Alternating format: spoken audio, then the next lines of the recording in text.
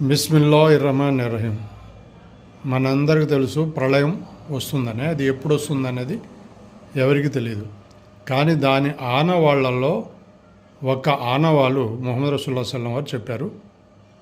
అదేమిటంటే దైవప్రవక్త సల్లల్లాహు అలైహి వసల్లం వారు ఇలా ప్రవచించారు. ప్రళయ ఆనవాళ్లలో ఒకటేమిటంటే పరిచయం ఉన్న వాళ్లకు, అంటే పరిచయం ఉన్న వ్యక్తులకే సలాము చేయడం.